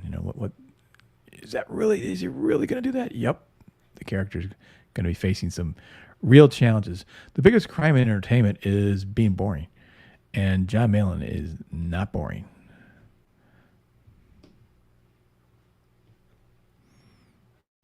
By the way, I met him. I met him at the Motor City Comic Con. He's so soft spoken. You know how he is online. I thought this guy's gonna be really tough and kind of harsh or something like that. And he's a soft spoken, those gentleman kind of guy. Just really nice and easygoing, laid back, super laid back. I didn't expect that. It was a lot of fun. So I got to hang out with him and Billy Tucci, who is in a walking party, as you can imagine, and that was a lot of fun. Those guys are going to be at the Baltimore Comic Con. Billy's going to be there, and John and Shane. So you guys check them out. If you can, go stop in and say hi.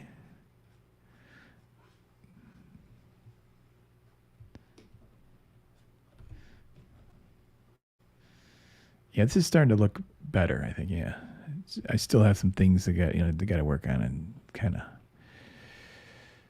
to get it where I want it to be, but it's moving along. And I say, you notice I put a lot of time into the face.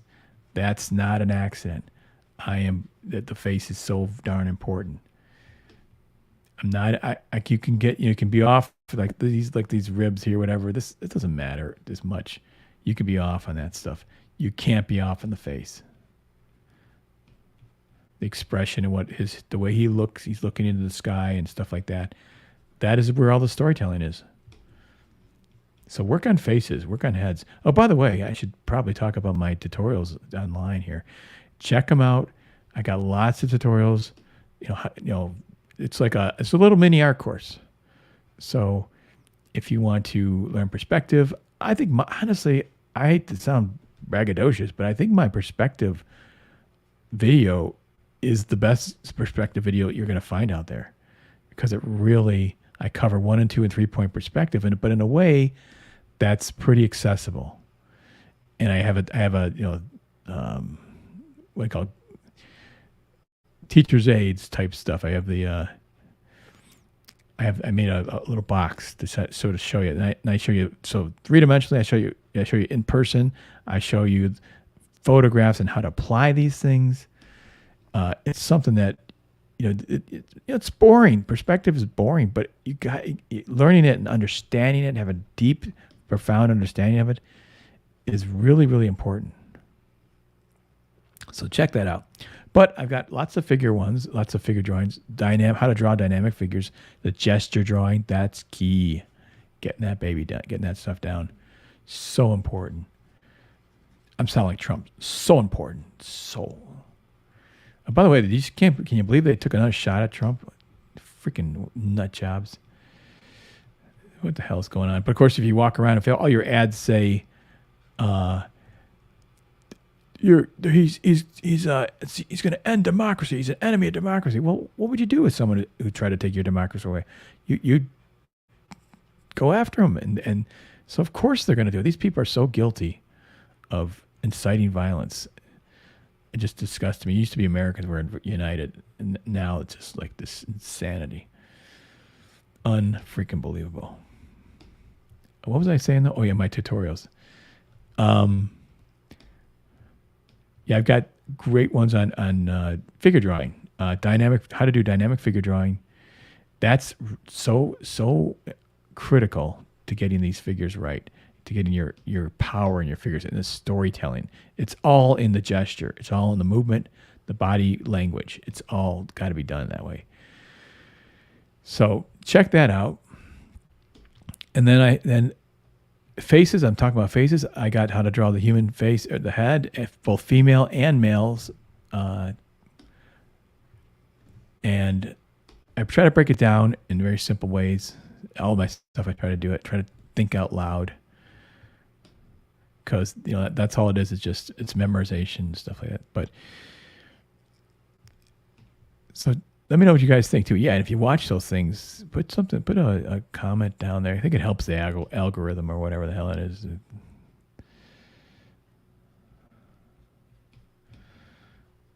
But lots of stuff. I got one video that people don't really talk about much. I think it's a really good one though. It's the AC/DC of comic book art. And I break down, I give you a checklist on what makes a great piece of artwork great. And it starts with your anatomy. That's A, of course. And then your composition, how you arrange your objects on the page, how you put them all together. That's C. And then D is design. D is your darks and lights. See these darks and lights on this figure? That pops it out. Here, actually, I should look at this. I'll talk to you right about here.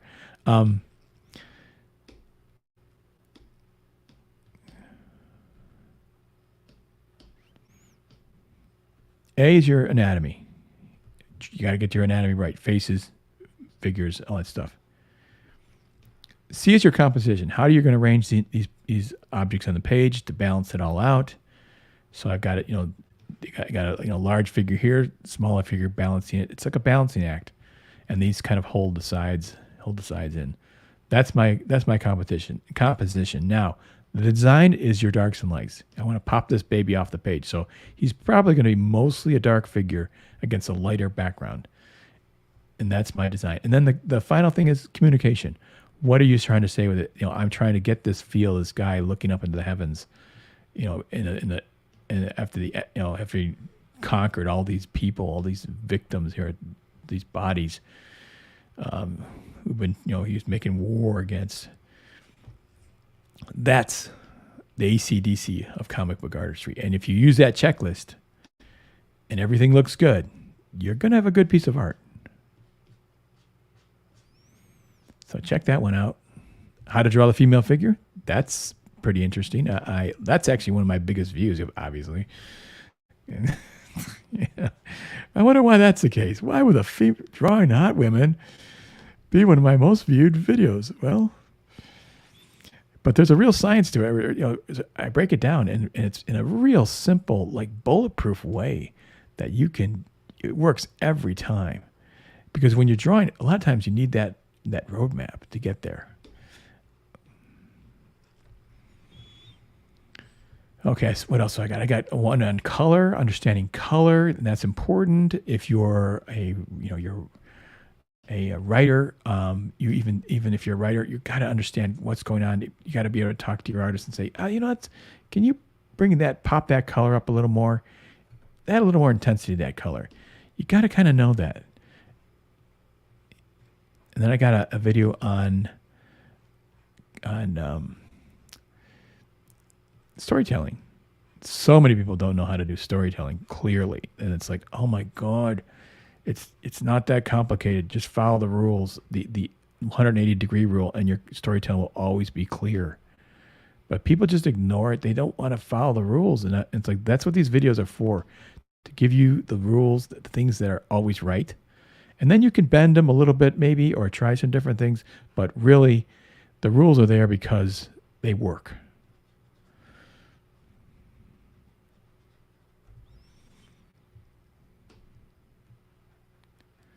Learn the rules, then break the rules.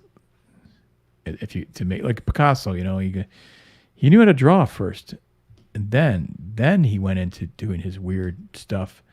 But because he had a background, he understood how to break the rules. He understood how to do something right. You got to almost know how to do it right before you do it wrong, so to speak. Okay, this is actually getting a little more Frazetta-y. Frazetta-y. Another word I make up. I make up words. Let's see.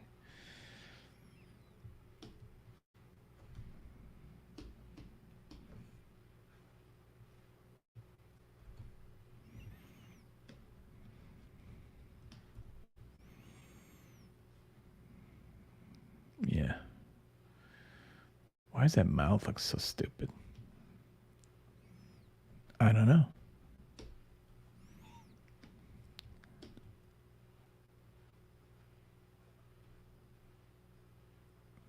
Maybe that's it. It was too frowny.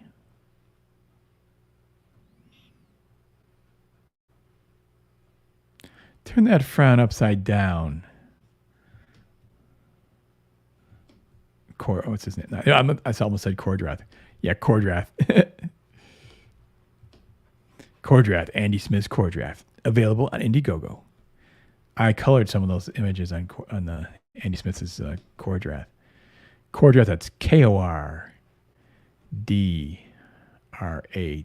I think I spelled that right. Bud Root is this. Now we talk about drawing females. Bud Root can draw smoking females, and why is that? What's this doing here? Get rid of that thing out of here. Okay, he can draw smoking hot women, and I colored them. I colored a couple of his covers, and I'll probably color the rest of them as they do the wraparound covers. So Cordrath is a lot of fun. It's barbarian stuff. Have you ever seen Andy and Dennis's show? It's so much fun. Those guys are a riot. But Dennis is into the sword and sorcery and all that kind of stuff, and more so than Andy. And so he's the source. He's the writer, and it's so it's good. It's coming from a place of love for the craft.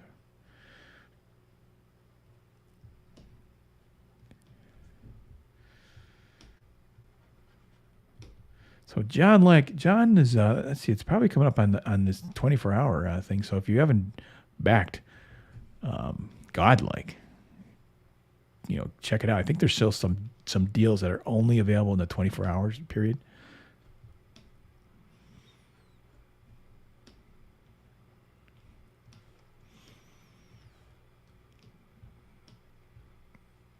All right, it's coming alive, coming along. Needs some work. Needs it's just the beginning of it. I'll go away and let it rest. Sometimes I call it letting it rest, and then come back for more punishment. I'm not gonna suffer through this alone. You guys can suffer with me.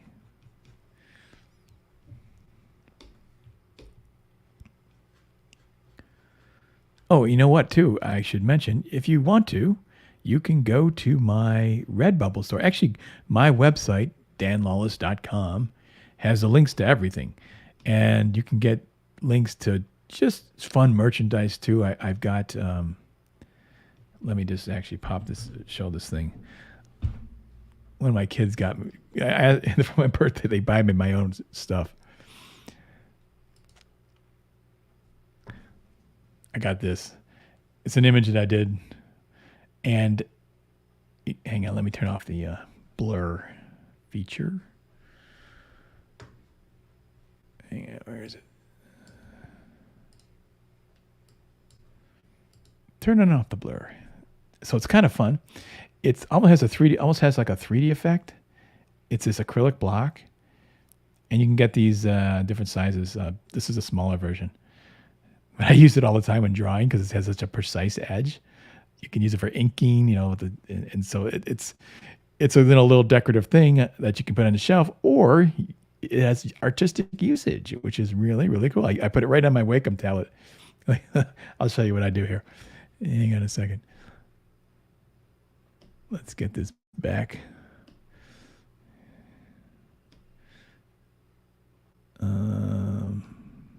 Okay.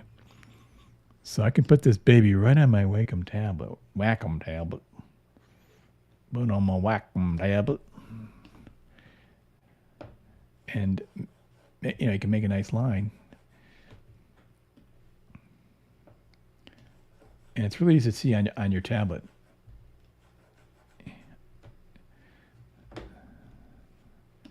Cool stuff. So actually, I recommend it as a decorative thing or as an artistic thing. You can use it for drawing. And if you get the big one, well, it's just a little more expensive. This is like $25. Anyways, I'm selling stuff. Holy shit, selling stuff. There's a lot of stuff there. So go to my website, danlawless.com. That's DANLAWLIS. And it has all the links to everything. Okay, this is 2 hours, my friends. And I really do appreciate everybody being here and checking out this work I'm doing on the core draft character. So hopefully this will turn out well and it'll look awesome and you guys can see it when it's done. It does look kind of like what's the one? Lionel from guys, what am I thinking of with Chira and Mombra? Who's that? Thundercats. Yeah, that's what I was trying to think of. He looks kind of like that guy from Thundercats, which I think John would be very, very happy because I think he's a fan of the Thundercats. And so was I. Yep. Yeah. James, Sequential Treasures there. Thundercats or Thundercats as you spell it there. We accept it, all pronunciations. Oh, Mel Gibson? Do you think it looks like Mel Gibson? Yeah, it does look a little like Mel Gibson. That's cool. I like that. I like Mel Gibson. Yeah. Anyways, I think that's it, my friends. And go check out Godlight. Almost done with its first 24 hours. I think they were at 60 grand. That's a good start. That means it's most likely going to be a six-figure campaign, and that's another success for the Comicsgate people. Independent comic creators, freedom, it's individual property rights, and it's the most American thing there is out there. You're supporting people to do their own comic books and send them directly to you. No more middleman, no more dictatorial power of Marvel or DC and the one editor in chief hiring and firing everyone and telling everyone what the stories are going to be. You, the reader, tell your artist and creator what stories you want to create, and he will create it directly for you and you alone and nobody else. No political agendas of any kind. Just is it, do you like it or not like it? They have to cater to you, and that's the way you should do it. That's the way. So please support independent comic book creators. Total freedom. They let their imaginations run wild. They don't have to worry about any kind of political correctness or anything like that. It's all about you and what you want to imagine, your imaginations, and what you want to see. And that's as it should be. Whatever sells, you should be able to imagine what you want to imagine and be free to do that. And that's what these guys are doing, and I'm really proud to be part of it, and I support them totally. Oh, Headless Bourgeoisie. God darn, I don't think I said that right. Bourgeoisie. That's it. Bourgeoisie, I think. Let's put a comment up here so I can read it. That's badass, Dan. I wish the Thundercats looked that good. Jimmy Reyes Dragon Rag Second Chance campaign launches tonight. Oh, good. Supposed to be live on Indiegogo tonight. Good for Jimmy. Yeah, you guys, Jimmy's a really good artist, great inker. He inks over David Finch, and among many others. And he could use your support. He's one of the comics guys that is struggling a little bit, and so he could definitely use your support. Also, he is, he. He's struggling with a heart condition too, so he's doing his best to really come through for people, and so we're all sympathetic to Jimmy there, and really hopefully he can get a little support to help him along and his family and all that kind of stuff. So that's something to think about too when you're supporting some of these artists, and that's what's great about crowdfunding is that you get to know them a little bit personally, and you get invested in not just the creative process, them creating your comics, but them as people. And you get to connect. You get to know them. They get to know you, and that's such a neat and wonderful thing to have and happen in the comic book industry. This is a totally different comic book industry today, with the advent of the YouTube and these StreamYard things and stuff like that. So I think it's fantastic. Sometimes the internet's horrible, and you get horrible people and that sort of thing being mean to people, but sometimes it's fantastic, and this is one of those times it's fantastic. So, all right, I'm going to go get some food. Thanks for everyone for being here. I appreciate it. And we'll see y'all soon. Bye.